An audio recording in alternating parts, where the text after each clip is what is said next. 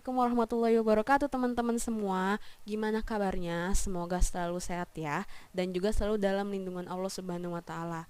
Nah, teman-teman, beberapa bulan ke belakang ini kita dihebohkan dengan salah satu kasus yang tersebar di seluruh dunia, yaitu kasus COVID-19 atau coronavirus. Di mana coronavirus ini adalah salah satu pandemi yang menyebar di seluruh dunia.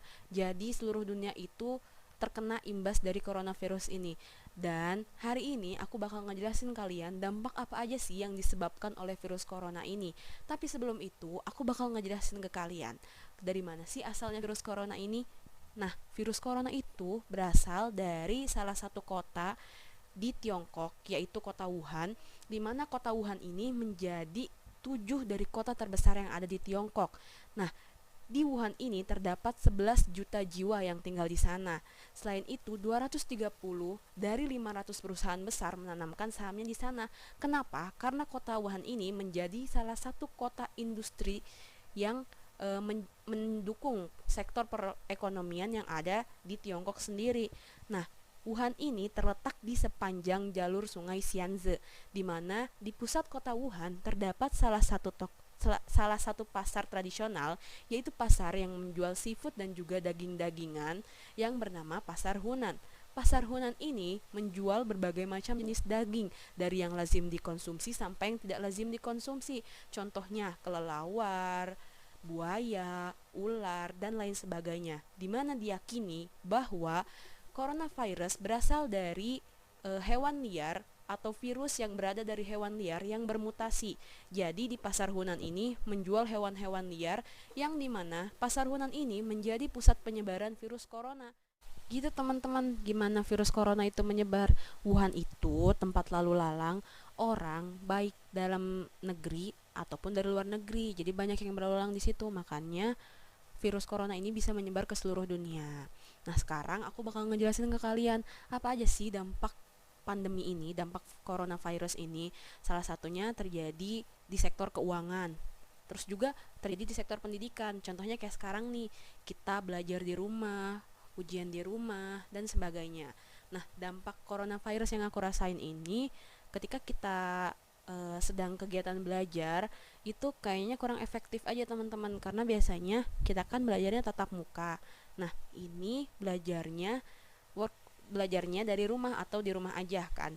Jadi kurang efektif teman-teman, karena biasanya kita bisa mendengarkan penjelasan langsung dari teman-teman yang presentasi. Ini hanya diberikan makalah lalu dibaca. Atau juga kan kita biasanya ketika kita nggak mengerti suatu hal, kita bakal menanyakan ke dosen. Tetapi ini kita nggak bisa nanya ke dosen, walaupun bisa nanya, kayaknya kurang puas aja gitu loh kalau misalkan nanyanya cuma dari chat terus dibalas ke chat lagi.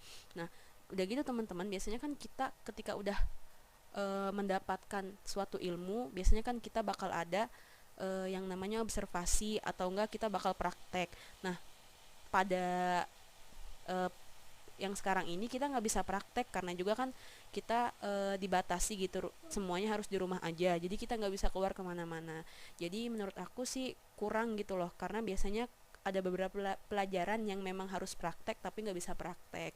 Gitu sih teman-teman yang aku rasain dampaknya. Ini dia beberapa dampak yang dirasakan oleh orang-orang sekitar aku. Jadi stay tune.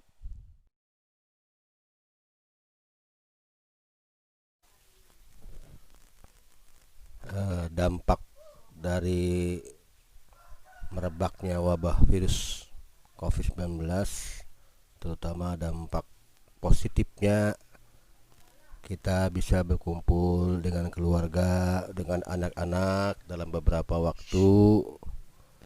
Kemudian juga hal-hal lain yang mungkin bisa kita rasakan yang selama ini kurang kita rasakan karena terlalu sibuk dengan pekerjaan masing-masing. Anak-anak pergi sekolah pagi, pulang sore. Yang kuliah juga pulang pagi, terkadang 1 minggu sekali pulang. Kami juga harus berangkat pagi, pulang sore.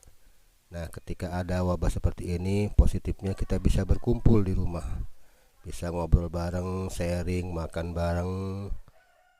Dampak negatif dari wabah ini diantaranya berbarengan dengan masuknya bulan Ramadan kemarin, banyak kegiatan-kegiatan ibadah yang agak sedikit terganggu karena biasanya dilaksanakan secara bersama-sama berjamaah di masjid, tadarus bersama. Tahun ini kita tidak bisa dilaksanakan di masjid bersama-sama, tapi bisa juga dilaksanakan di rumah.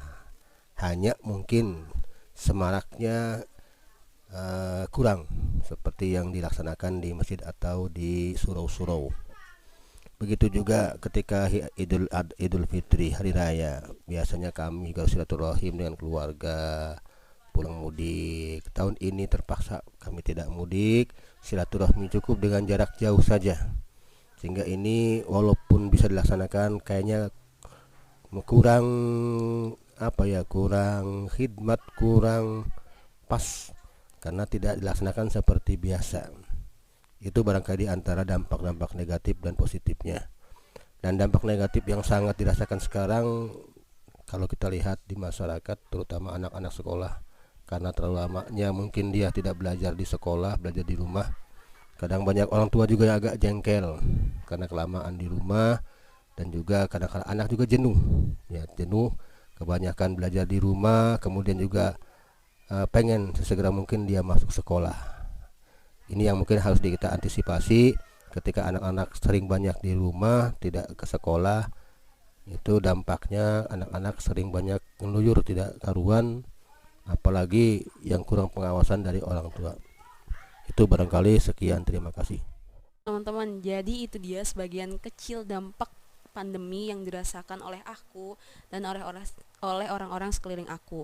Masih banyak lagi dampak-dampak besar yang dirasakan oleh orang di luar sana, contohnya kehilangan pekerjaan. Walaupun pada saat ini kita sedang menjalani new normal, teman-teman tetap harus ingat kalau keluar harus pakai masker, bawa hand sanitizer, dan tetap jaga jarak. Stay healthy semuanya. Sampai ketemu lagi di video-video aku selanjutnya. Jadi sampai jumpa. Wassalamualaikum warahmatullahi wabarakatuh.